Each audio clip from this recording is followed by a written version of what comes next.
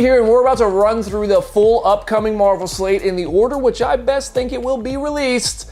And there's approximately 3,000 things coming between now and 2023, so we need to just get started. First up is WandaVision, debuting on January 15th, 2021. WandaVision is the first Phase 4 title and the first Disney Plus series from Marvel. It is set after the events of Avengers Endgame and will not only explore Wanda's full untapped power potential, but also do something to explain to us how the Vision might have survived dying twice at the end of Infinity War. On March 19th, The Falcon and the Winter Soldier starts airing its 6th episode run on Disney Plus. This one sees the Falcon pick up the Captain America's shield and mantle, joining forces with his frenemy Bucky Barnes, and they are pitted against Baron Zemo, the villain you might remember from Captain America Civil War. On the same day, Sony releases Morbius in theaters, a vampire thrill ride starring Jared Leto, with Michael Keaton reprising his role as Vulture from Spider-Man Homecoming. No word on whether or not this is part of the main MCU universe yet, so we're just gonna have to watch it to find out. On May 7th, Marvel goes back to the movies with Black Widow.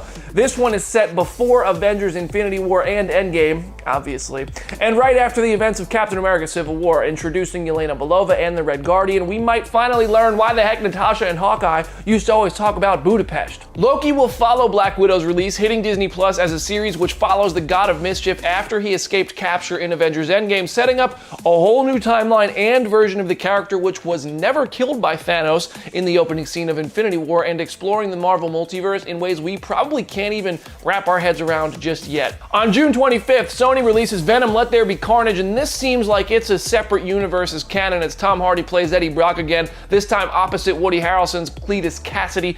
But with Spider-Man 3 seemingly tying every universe together and all the rumors surrounding that movie, there's a chance this Venom pops into the Avengers world. Then it's Shang-Chi and the Legend of the Ten Rings. Simu Liu plays the titular hero, with Tony Leung coming in as Wenwu, a character Kevin Feige previously promised to be the real Mandarin after Iron Man 3 merely scratched the surface on such a story and actually just gave us a fake Mandarin. Then it's What If, an animated Disney Plus series which is going to bring some of the best known Marvel cast members to lend their voices to their characters in stories which imagine a Marvel universe where events and roles change in major ways, like T'Challa becoming Star-Lord or Marvel Zombies becoming a thing. On November 5th, 2021, Eternals arrives with a stacked cast of actors and characters. This one is going to span millennia across the MCU, telling history from an immortal perspective, and might feature some characters or story moments which we're already familiar with. In late 2021, we will get Ms. Marvel, introducing Kamala Khan to the MCU for the first time. Finally,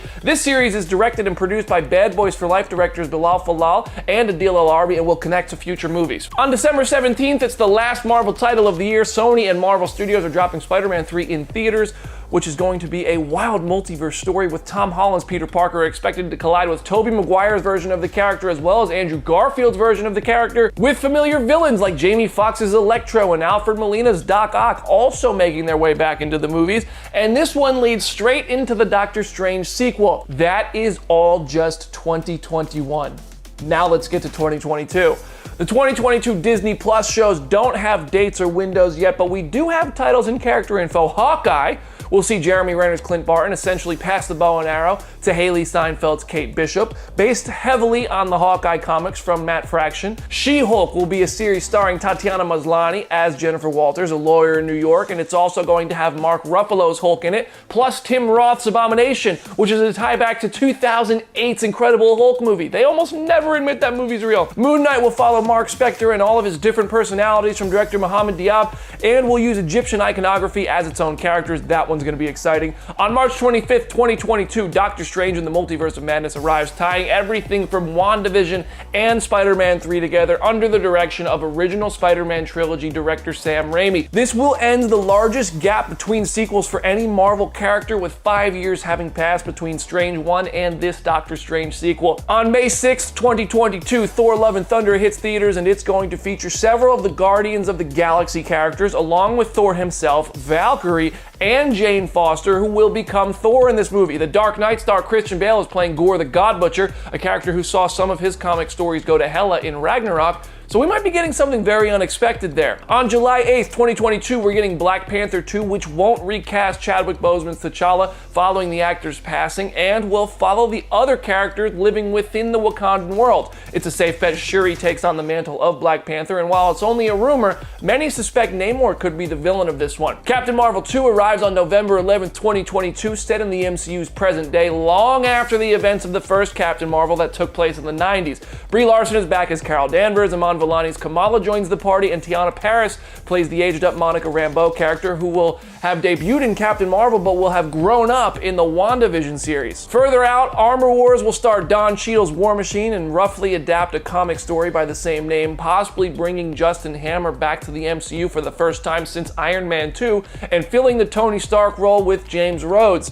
Ironheart will bring Riri Williams into the MCU, a young genius who takes on an Iron Man role of her own. Whether or not Robert Downey Jr. will play an AI version of Tony Stark like we got in the comics, that's TBD. There's also a Secret Invasion series coming with Nick Fury and Talos. This is one of the biggest crossover events in comics and could be the first big Avengers-level ensemble event to take Disney Plus series form, but it will also tie directly to the movie, so it's possible this is more of a setting the stage type of story rather than the massive stage itself. Guardians of the Galaxy will have a holiday special written and directed by James Gunn, arriving in the holidays of 2022 before Guardians of the Galaxy Volume 3 arrives in theaters in 2023.